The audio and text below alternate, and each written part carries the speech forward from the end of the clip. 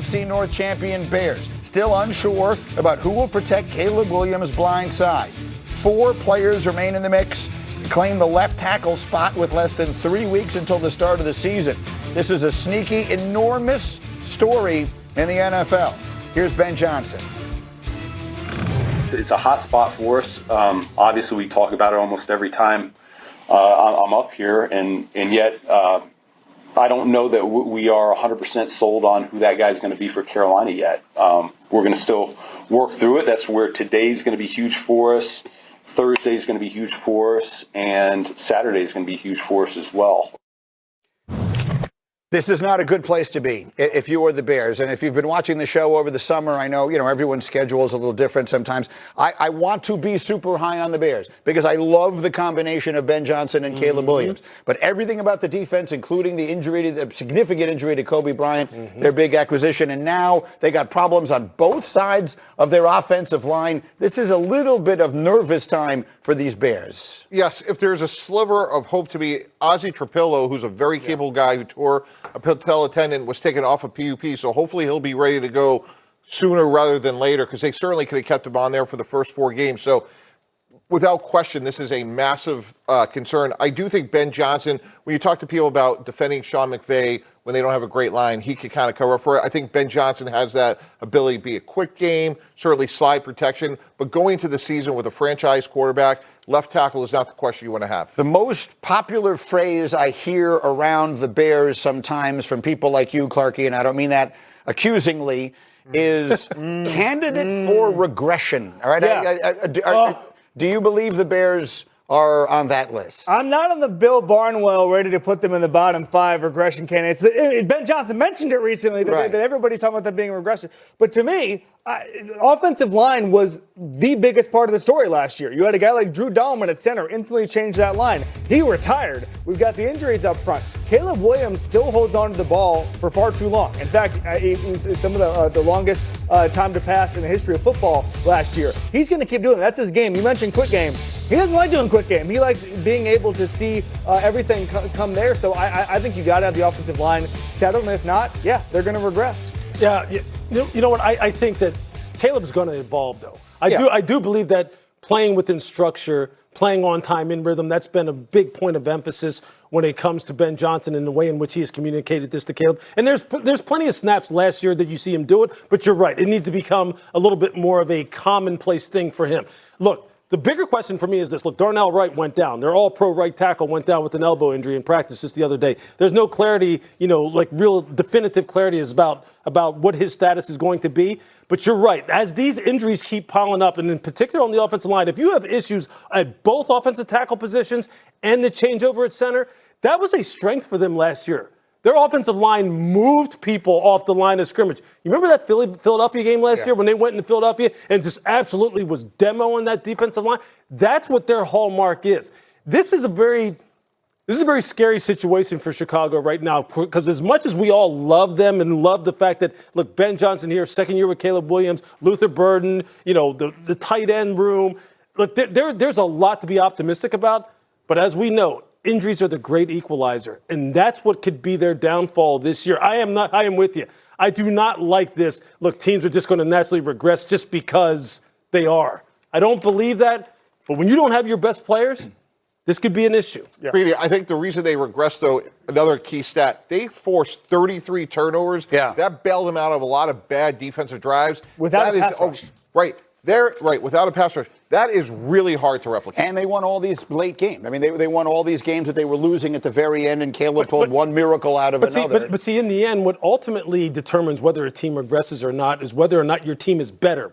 Period. From a personnel standpoint. Better? And if people, well, they won't be if people keep getting hurt. If guys like Darnell Wright can't get on the football field and Kobe Bryant, guys, you keep losing people like that, you're going to regress. That's what's going to ultimately do I love this coach so much. Yeah. I mean, I love everyone's talking about them regressing, and he's talking about breaking the scoring record. I mean, that's the kind of coach I want on my team. But some of this has been a very rough little last month for them. Coming up, we got a tale of 2 quarterbacks through that, and then we can finally get to the games that matter. Ravens and Commanders, they're going to be involved in these joint practices today.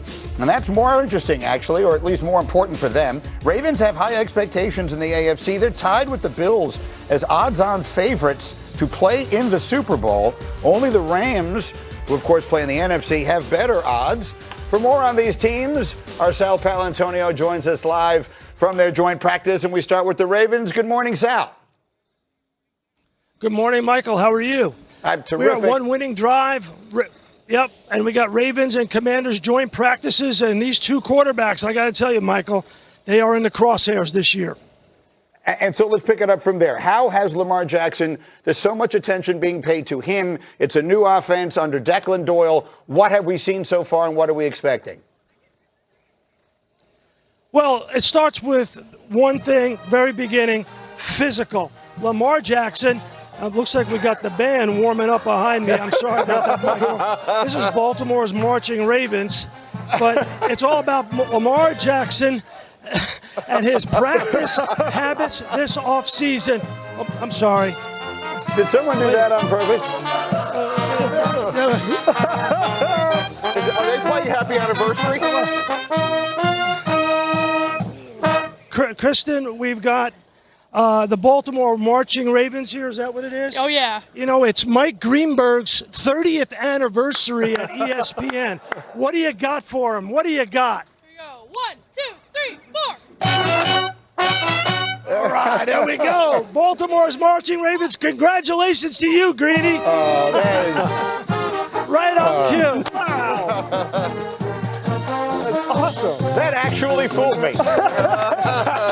For one brief, delightful second, I thought that in the instant we went live to Sal, the marching band started. Was I the only one who thought that? No, I thought the same thing. I was like, what's going on? I would have said, in 30 years, that's one thing that has never happened to me before. Okay, Sal, extraordinarily well done.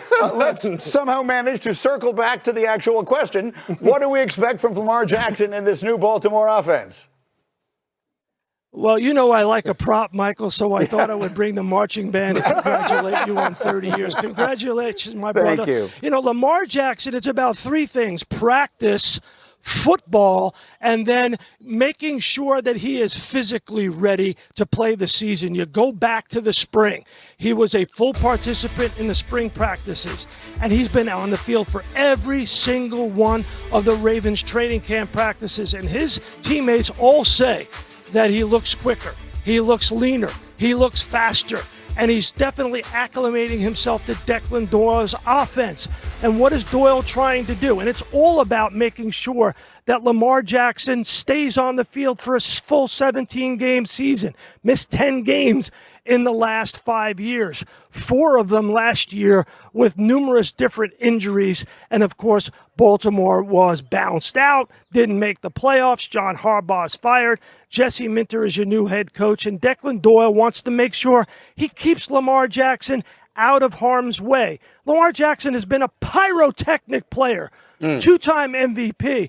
But what you want to do is make sure that he is creating conflict for the defense without evacuating the pocket. So you put him under center, you do some play action pass with Derrick Henry, and that's the way you create conflict and you get this offense to be much more successful. So if there's one phrase I've used maybe the most often in my 30 years here, it is scorched earth tour. I love that. And Clarky, I'm going to start with you on this. Yeah. I have been projecting a scorched earth tour for Lamar Jackson. The rest of the league voted him the 69th best player. And whatever it is that happened between him and John Harbaugh at the end there, I don't know what it was, but whatever it is, he has seemed motivated. He was there for all that early stuff. I was interested to hear you pick the Bengals to be as good as you think they are. What are you expecting from Lamar Jackson in this new look Ravens team? Scorched earth, Greeny. Yeah. Scorched earth. And I talked to Declan Doyle, the new offensive coordinator in Baltimore, last week, and I couldn't have been more impressed with him. I think that they're going to be able to do things. He used the phrase unexplored territory. There's unexplored territory for Lamar. They're going through what he can do to be the best in the world at certain things. We know what he can do. The thing you always hear when you talk to guys on the Ravens is there are linebackers who will look to their sideline saying, what do I do? And the coaches will say, I don't know. There's no coaching point to stop when Lamar Jackson is at his best. So I'm expecting him to be back. The reason I'm expecting them to maybe be a playoff team instead of winning the division is I still have questions about the pass rush. And I think that Nabike obviously would be a big part of that, Trey Hendrickson, but I still want to see that until I'm ready to put them in the Super Bowl conversation. I think the key word here is protection. You go back a year ago, they were sacked at a rate of 8.9%. That was 29th in the league. And if you think about Declan Doyle and where he comes from, Chicago, Detroit, they drafted Owane Vega in the first round. Like, to me, they have to protect Lamar Jackson. And from there, everything can go. The unexplored territory, whatever it may be in terms of big explosive plays, but he has to play in 17 games and be much more protected than he was a year ago. Yeah, look, they rebuilt this football team inside out, in particular on the interior of the offensive line. A lot of sacks, fall at the feet of the quarterback. Lamar has to play faster, play quicker, play on time more. The offense and the way it's constructed will help with that. I think, look, on the perimeter, they are much better as far as the wide receivers are concerned right now. Jacoby Lane is going to be a superstar. He just is. And him and Zay Flowers complement one another perfectly. They drafted 2 tight ends, so they're going to be a 12, 13 personnel-centric type of team. And look, Derrick Henry is just timeless. He just is. He is going to be – I do not see any drop-off. I don't see any regression with Derrick Henry this year. I think this football team is low. This really comes down to what Sal Powell talked about, which is about – Lamar Jackson staying on the football field. If he stays on the football field, injuries are the great equalizer for every team. When we just talk about personnel, whether or not a team is better, this team is better personnel-wise on offense. And Jesse Minter and Anthony Weaver, the defensive coordinator on the defensive side of the football, have you seen some of the stuff they've already unleashed in the preseason? Yeah. They are in regular season form already in terms of the way in which they're going to attack you. This team's going to be better in 2026. I just started jotting down, as you guys were talking, the names of some of the all-time great quarterbacks, and they all had second chapters in their careers, right? Montana had a second chapter. Brady even did in Tampa Bay. Elway had a second chapter when Mike Shanahan got there. Peyton Manning had a second chapter. So there, when he went to Denver, there are second chapters. Lamar Jackson is starting, I think, what really is a second chapter for him, and I think it's going to look vastly different, and I think there's expectation it will be very successful. I think it could be better, and I think sometimes people conflate when you hear 2 tight ends or under center, more conservative. I think the opposite. I think when you're well protected, you can get the ball down the field, and that's why, to me, Zay Flowers, that extension was very meaningful. I think if they can protect Lamar Jackson, he could have an outstanding year. Let me go back to Sal here, because, again, it's the Ravens and their next-door neighbors, if you will, the Washington Commanders, who had that great run 2 years ago and last year kind of fell off the face of the earth. You talked to their head coach, Dan Quinn, this morning, I know, before his team meeting. Sal, what did he tell you? Yeah, I called Dan Quinn this morning, Greeny, and I asked him, why is this practice so important for Jaden Daniels, who only had 7 starts last year? And you look at the injuries that he had, right knee, right ham, left elbow. It was a very difficult year for the Commanders because Jaden Daniels couldn't stay on the field. So they talked at the beginning of January, and they laid out the roadmap to September. And the first thing on that roadmap was get stronger, get bigger. And that's what Jaden Daniels did. And then you bring in David Blau, new offensive coordinator, another guy with a new offensive coordinator, another guy who wants to put Jaden Daniels more under center and huddle up more. And Dan Quinn said to me, this practice will be really important because of the exotic looks that Jesse Minter will give. Not only the pressure, but the illusion of pressure that Jaden Daniels has to react to. And as you guys were just discussing, Minter has already started to roll that out in the preseason. But, he hasn't been on the field in the preseason. He will be here in this, obviously, front and center in these practices. Can't hit the quarterback, so it's a lot different when you can't hit the quarterback. But at least they can get on film. Okay, this is what I see pre-snap. What play did I get out of to get into a better play pre-snap, and then post-snap?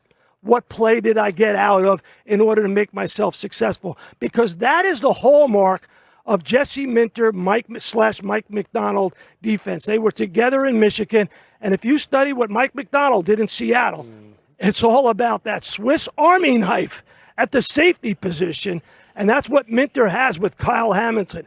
Watch Kyle Hamilton in this defense and how he lines up today. I've watched practice, training camp for 35 years. I don't watch practice. I watch players Yeah. and I watch plays. And my eyes will be on Jaden Daniels when he goes to the line of scrimmage and he looks for Kyle Hamilton in this defense. All right, Sal, strike up the band. Thank you very much. Outstanding work today, and we will check in with you again soon. Sal is in mid-season form as the Ravens and Commanders